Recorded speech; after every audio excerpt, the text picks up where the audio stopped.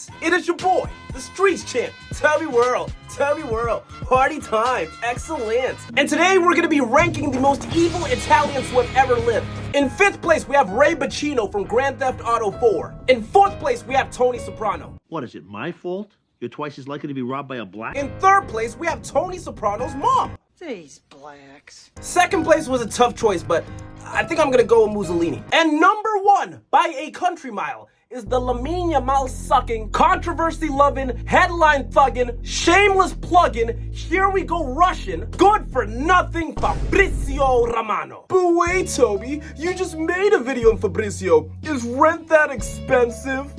Yes, it is.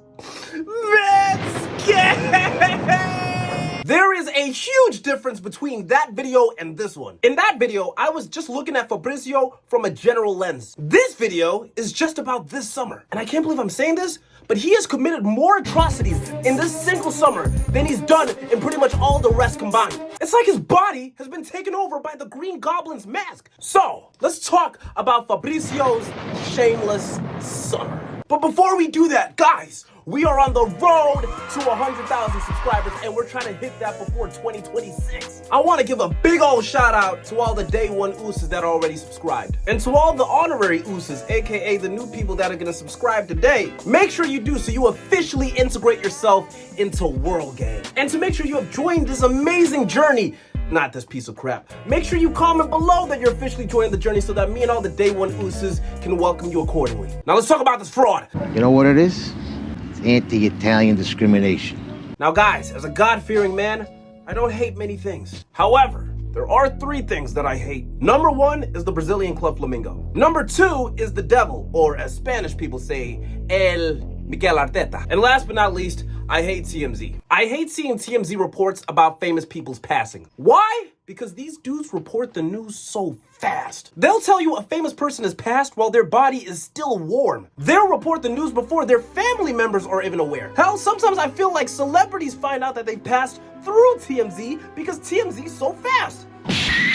Basically, I feel like when people want to be the first to report a certain thing, they're not thinking about humanity, or they're not even thinking about context. They just want to be the first. And ladies and gentlemen, that is slowly what has happened to Fabrizio Romano. That is right, folks. We are now looking at the new TMZ of football, Fabrizio Romano. Fab has really built a name for himself, being the one that tells us things first. But here's the issue. When you become so fixated on reporting on things immediately, eventually it's gonna reach a stage where, just like Jimmy from American Pie, you're gonna bust the low too early. And folks, Fabrizio has done that too many times this summer, which has now finally brought us to the death of the Here We Go. Like Iron Robin cutting inside, like the tombstone pile driver by The Undertaker, and like the whooshy finger hold, Fabrizio Romano's Here We Go used to be the most unstoppable move in all of sports entertainment. Hearing it was the end of a saga. But guys, I can now tell you, in 2025, Here We Go is as pointless as trying to kill Aquaman by drowning him. Let's go through the list. Emerson Chicken Royale to Besiktas, Here We Go. Oh wait, no, he's actually playing for Flamengo. Ah, you joined Flamengo, huh? Hey Emerson, fuck you. Evil Saka at Fulham, Here We Go. Oh no, it turns out he's staying at Chelsea. Bonerface off to AC Milan, Here We Go. Oh wait, nope, never mind, he's going to Werder Bremen. Morgan Gibbs White to Tottenham Hotspurs, Here We Go. Well, never mind, the man that dresses like Mikey from Recess says that he's staying. Mark Gay to Liverpool, Here We Go. Nope, never mind, get your ass back at Crystal Palace, buddy. Look, Fabrizio has had failed Here We Goes before, but that's like a couple spread over the last few years. But all of this happened in just one summer? Now, I know what you guys are gonna say. Oh, but tell me, bro, Fabrizio can't control and these deals don't happen. And I say yes, you're totally right.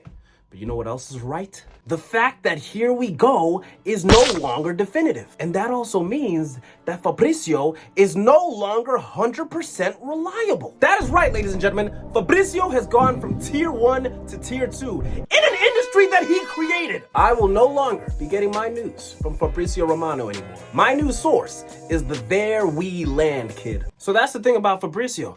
The reason everybody always followed him was because his news was pretty much always reliable. But with so many here we goes aging like a little baby song in 2025, it means Fabrizio's no longer reliable. Call me an atheist because I do not have faith in here we goes anymore. But let's be fair, y'all.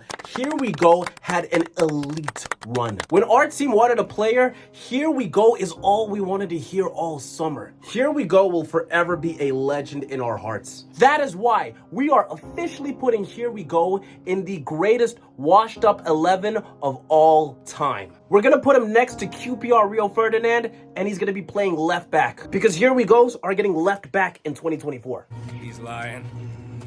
He's lying. Now, look, I get it. From my previous point, you could simply just say, yo, Toby, Fabrizio cannot control if deals do not happen. You know what? Fine, that's fair. But how about when this dude is just straight up lying? Fabrizio reports that Galatasaray are making a move for Akanji. Damn, I did not know anything about this.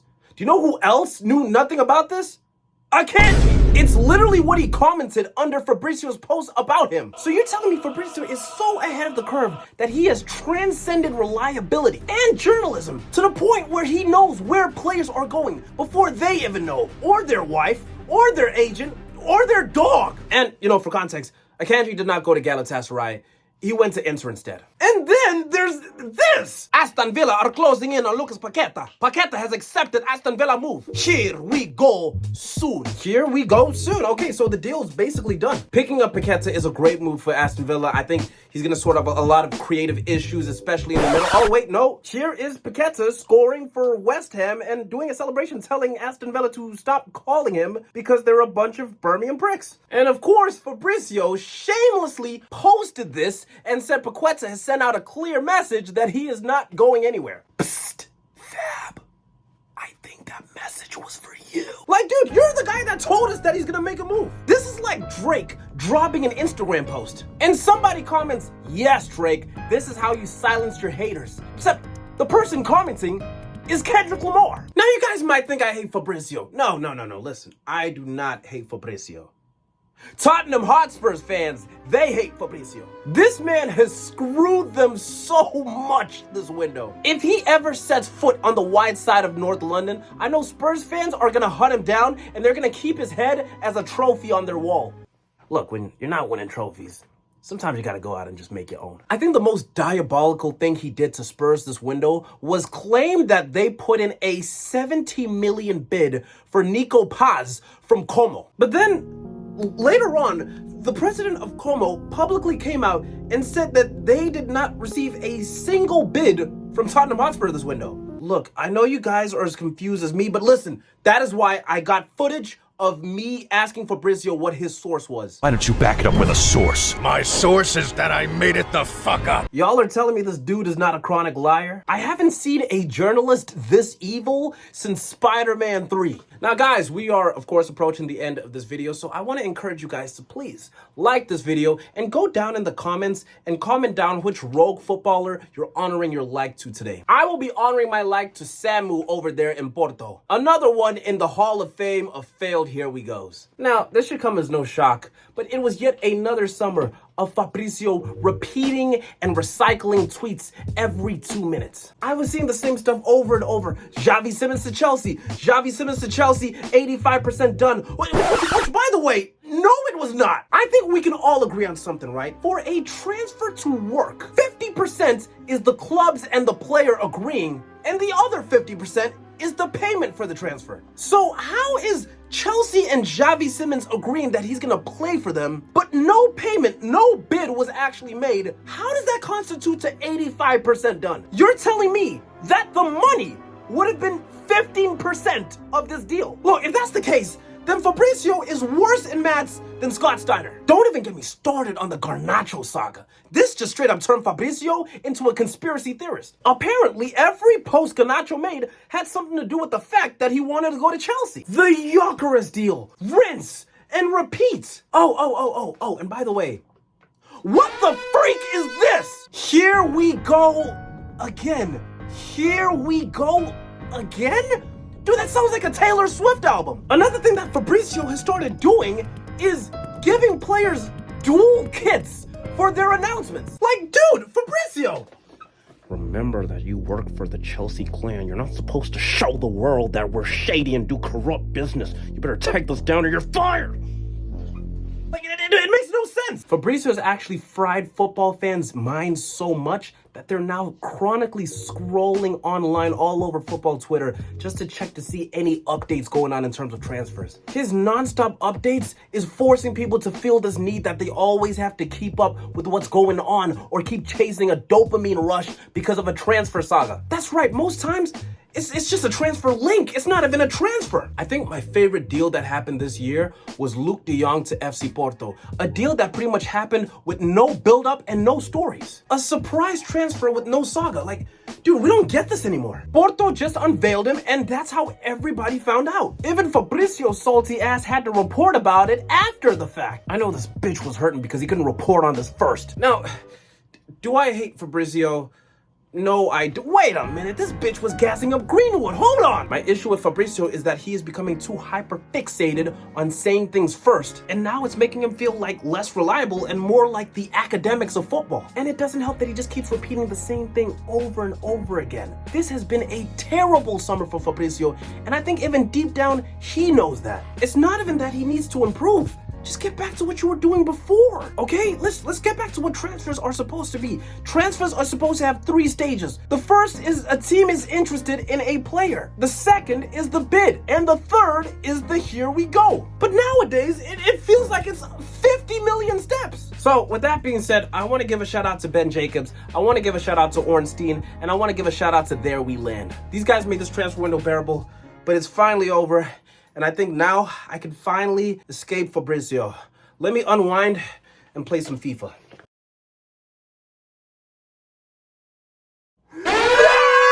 And guys, that is the end of my video. Thank you guys so much for watching. It has been your boy, the Streets Champ. Again, guys, make sure that you guys check the links in my description, especially the Discord. This is how I'm able to get closer to the day one ooses and of course the honorary ooses. Speaking of which, if you are new here, please make sure you subscribe and make sure you like the damn video. It has been your boy. And of course, guys, please comment down below. Tell me, what do you make about this summer, Fabrizio? Do you think I'm bugging, or do you think that pretty much, yeah, you got your own complaints? Tell me how you feel. Anyways, guys, it's been your boy, the Streets Champ. Appreciate you guys watching, and I've just given you the gift of Toby World. Drink it in, man.